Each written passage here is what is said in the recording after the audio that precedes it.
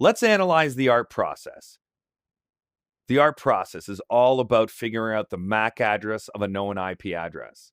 If we look at the output of our ARP cache right now, by typing in ARP -A on our PC, we'll see that there is no entry for the default gateway.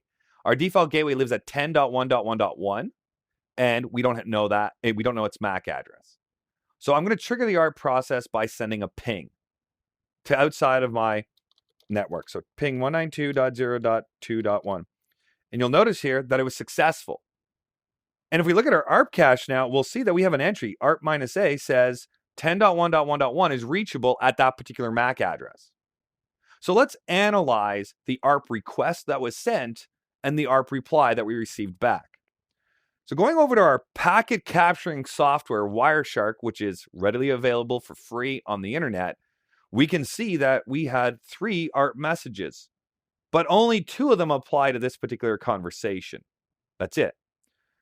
And that is the top 2. The bottom one happened after the top 2 occurred.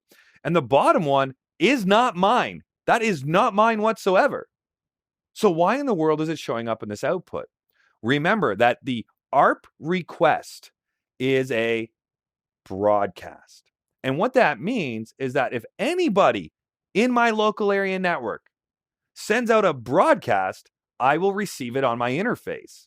So look closely here at the source of these particular messages. The source of this broadcast ended in CE47, the MAC address. And it says, whoever is 10.1.1.1, tell 10.1.1.20 your MAC address. Well, that's not me. I'm not 10.1.1.20. I'm 10.1.1.10. So this is just a broadcast ARP request that I received on my interface in my local area network. That is how broadcasting works. Am I going to respond to this, right? The question is, if you are 10.1.1.1, give me your MAC address. That's what the ARP request is.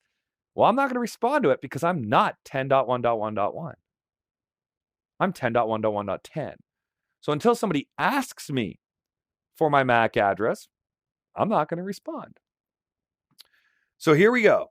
Let's go back up here to the broadcast we sent. All right, this is the one we sent. And you can see that because down here in the output, it says 0800271406D6. That's me. That's PC1. That's the PC we're on right now.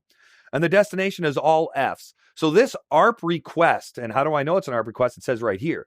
This ARP request is sourced from the local MAC address and sent to absolutely everybody in the local area network. So we send it out. Now, who is it going to? Well, it's going to everybody. But what specifically is in that message? Do you remember? It says, who has 10.1.1.1? Tell 10.1.1.10. So let's open up our ARP packet here. And if we scroll down, that's essentially what we're saying. If you are 10.1.1.1, give me your MAC address. So let's now take a look at the router, because the router is the device that is going to be responding to this. So the router, as you can see, let's look up here. This is the information we want to focus on here.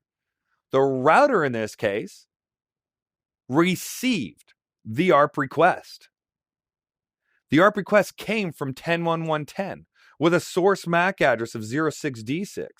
The destination was 10.1.1.1. So inside of this ARP request, I'm saying, if you are 10.1.1.1, give me your MAC address. So the router is 10.1.1.1. So the router is going to respond back. Let's shut off our debug here so it stops disrupting us. Shut off the debug by typing in UAll, which is short for undebug all. So since the router is 10.1.1.1, the router has to now craft an ARP reply. So the ARP reply is going to come from the source address of 10.1.1.1 and the source MAC address that's ending in 7340. The destination is going to be who? Well, whoever originally sent the ARP request, so 10.1.1.10, and its local MAC address of 06D6. So notice how the ARP reply that's being created here is unicasted. It's coming from a specific source IP and source MAC, going to a specific destination IP and destination MAC. So it's both a unicast packet and a unicast frame that is going to come back. So that is sent now back out on the wire. And if we go to our client, we'll see that our client received that ARP reply. And the ARP reply, it says here that it is in the message 10111 is at the following MAC address. So 10111 is at this MAC address. Sourced from 7340, which is the last 4 digits of our router's MAC address, coming to 06D6, which is the last 4 digits of our client machine. So the ARP reply, if we look down here a little further, you'll see that it's unicasted based on the source MAC here, the destination MAC here. So it's explicit MAC addresses that are being put in the frame, and it says here it's an ARP reply. So this ARP process is designed to allow our devices to figure out what the MAC address is of the device they're trying to talk to, so that way they can complete the frames, and those frames can then be sent out on the wire. Because without source and destination MAC address, you can't send an Ethernet frame out on the wire. So we could have either specific addresses in the frame, both for the source and destination, and that would be a unicast frame. But we could have a broadcast frame by having a specific address in the source, but then the destination would be all Fs. Notice we also received another one right here. It says what? It says, who is 10111? Tell 10111. Am I going to respond to that? Nope. Because I'm not 10111, so it's not my responsibility to respond to this.